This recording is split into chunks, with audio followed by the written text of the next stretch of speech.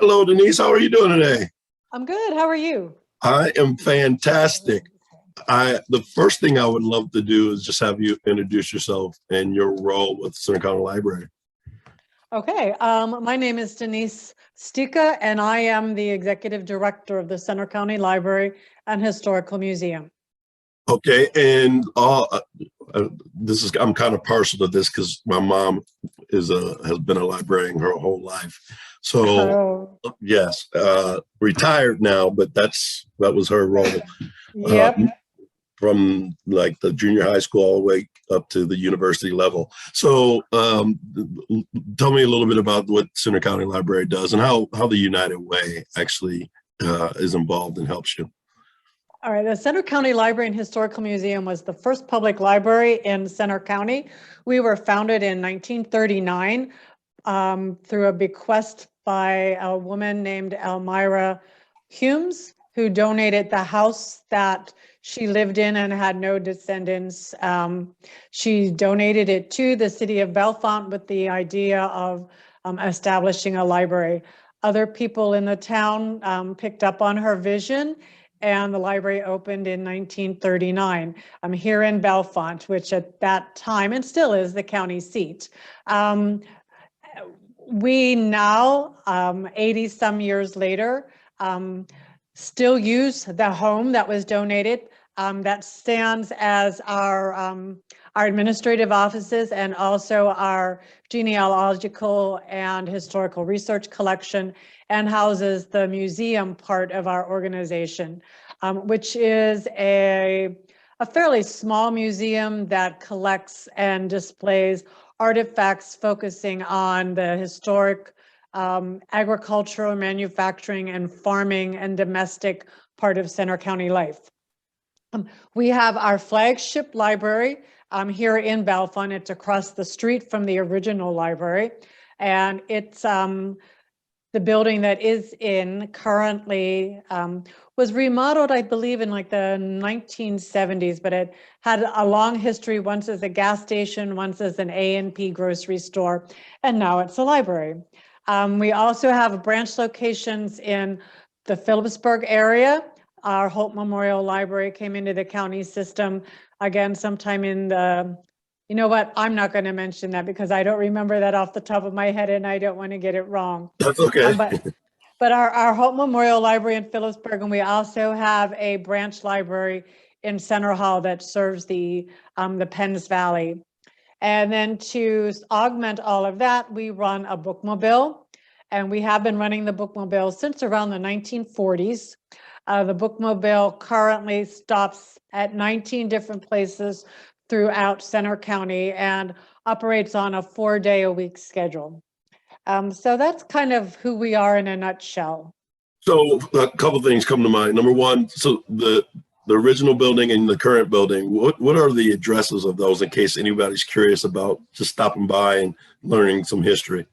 All right, our administrative offices, the actual stone house that belonged to Mrs. Humes,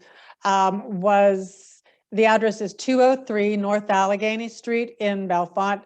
And the building that serves as our flagship main library is right across the street at 200 North Allegheny. Got it. And then how does the United Way help your mission? We have been one of the original United Way partner agencies.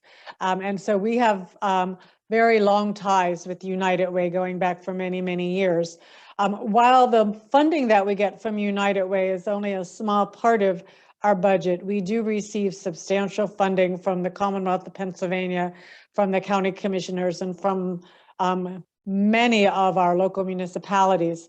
Our United Way funding primarily helps us target both our bookmobile program that goes out into the more rural areas of the county, but also helps to underwrite the cost of a lot of our children's collection, the books that we provide for children here at our main library in Bellefonte, but also on the bookmobile and in Center Hall and in Holt, in the Phillipsburg Library. In the bookmobile, you said 4 days a week. Do the days vary, or is it set days during the week that it will? Currently, our bookmobile schedule is Monday through Thursday, and we are on the road from about I want to say about 8:30, quarter to 9 till about 4:30 in the afternoon, depending on our stops. We have kept this schedule for a number of years.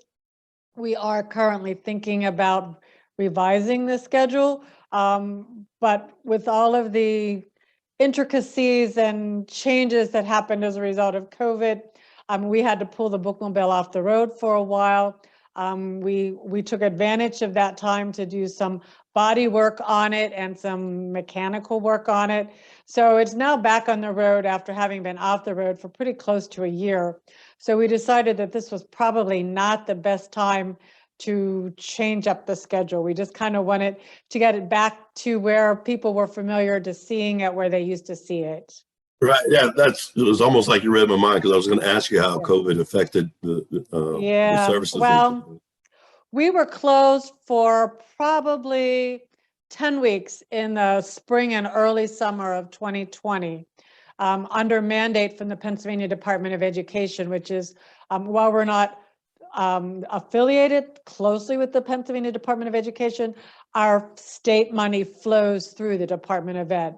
So we have to, when they say you shut down, we shut down. So we closed for probably a good 10 weeks through the summer of 2020. And then we opened up, I want to say like late May, under just to allow people to return materials. And then we were doing curbside pickup for most of the summer. We reopened to the public want to say, I'm reaching back here, probably late August of 2020, we did open to the public under reduced hours, and we are still holding to that reduced hours schedule. We had to look at our procedures for cleaning and materials when they were being returned, different ways that we could maintain social distancing. Right now, I'm facing a situation in one of our branches where a staff member was exposed to a family member with COVID. And if that staff member tests positive, we're probably going to have to close that branch for a period of time because we don't have enough staff to stay open. So we deal with the same kind of issues that other small businesses and other small agencies deal with, in trying to safeguard our staff, but also make sure that our customers have access to our services. Right. And tell me about your customers. I'm sure when after you reopen, like sometimes you don't know what you got till it's gone. So did you have like this overflow of, thank goodness you guys are back when Yes, we actually did. And it was interesting because during the interim time when we were not open, our virtual branch was still open. People were still able to request things. And when we were open just for curbside, which we did for probably almost 2 months, we were just open to doing curbside delivery and pickup. A lot of people who never were used to putting materials on hold and having them picked up, they were more of the kind of people who like to come in and browse just to see what's available.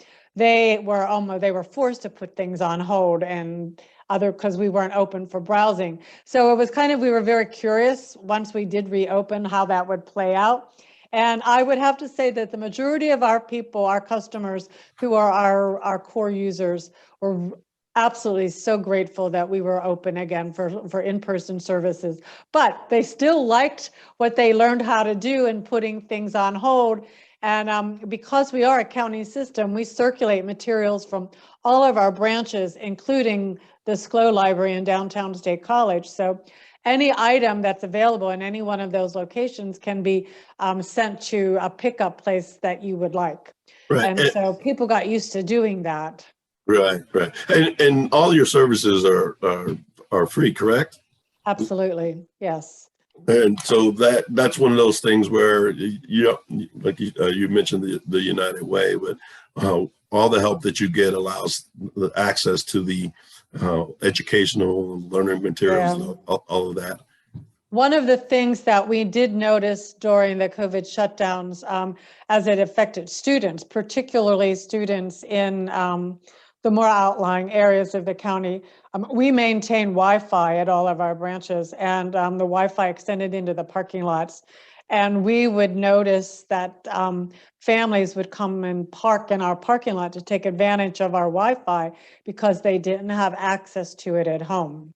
That is awesome. Like that's one of those little things that a lot of us who live in the big city of State College just don't think about. Right. So, Yeah. so kudos to you. You mentioned the staff member that was exposed. Is that one of your pains? Is like the getting volunteers for your locations?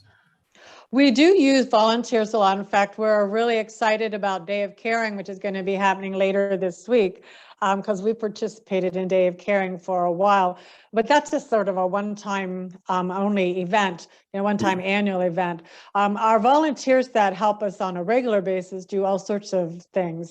While we were closed and while we were reviewing all of our COVID protocols, we did not ask for our volunteers to come back in. We weren't real sure. We wanted to make sure that everything was still safe. But our volunteers have been back for a while. Most of our volunteers do sort of behind the scenes work. We now have a whole core of volunteers who clean all of our toys. We have a lot of toys on the floor for our younger patrons. Right. And, as soon as a child uses a toy, it goes in the yuck bucket. And then and our parents are really good about making sure that they go in the yuck bucket, but our volunteers are really good about cleaning the yuck bucket and getting those toys disinfected and back on the floor. We quarantined materials for 3 days at the height of the pandemic, and then all of the materials were wiped down with disinfectant before they were put back on the shelves. We're still doing that to a certain extent. Only if a book looks really in really bad shape. We discovered that they looked so much nicer after we were wiping them down that we felt we would continue to do that as much as we could. So our volunteers help us with that. We also have a number of volunteers who struggle or are challenged with physical and mental disabilities. And they come in and do those kinds of tasks for us. And we have several volunteers that come in and shelve, put books back on the shelves for us. We have a couple volunteers that help us get books ready to go on the shelves when they come in from our vendor. They put the covers on them and the book jackets. So we do utilize the volunteers in a lot of different capacities. Right. So you obviously have an audience that is very aware that of your services and utilize your services. But for those who may not know how to utilize your services, what is the best way to like maybe get in contact, where the branches are, that kind of thing, so that we can grow your audience, I guess is the best way to put it. Thank you. Our website is available at www.centercountylibrary.org. All one word. Is a lot to type in, but once you start typing, oftentimes it self-populates. From our website, you'll be able to find the pages for each of our locations. So there's a separate page for the bookmobile that lists the bookmobile stops, a separate page for the Holt Memorial Library in Phillipsburg that lists the hours that they're open. There's always access to our online catalog. So you can go right to our web page and type in a title of a book and find out where it's available. If it's currently being borrowed by another library user, you can put a hold on it and then select where you'd like to pick it up. So our virtual branch, that's what we like to call it, is open all the time. We also kind of pivoted to do a lot of virtual programming. During the pandemic, we weren't doing any in-person programming, and we're slowly starting to go back to that. But we now have a YouTube channel that's available on our website that has a whole wealth of children's programming, some historical history of Center County programming that's available on our YouTube channel. Just all sorts of interesting and fun things that are available. We have a film club that meets twice a month, and they were meeting in person and now they meet virtually. We have 2 book groups that meet on a regular basis, and they are now meeting virtually. So we're slowly starting to introduce some in-person programming, but again, because there's just so many unknowns. We're ready to pull back if we have to, because our paramount to everything we do is the safety of our staff and our patrons. Well, I love it because you do afford both options now. Yeah. You do in person and the virtual, and get just as much out of it. The YouTube channel, fabulous. Yeah. So I really appreciate the information, and I appreciate your time, and thank you for what you're doing. Thank you. Thank you very much for the opportunity to talk about it. I love to do that. You got it.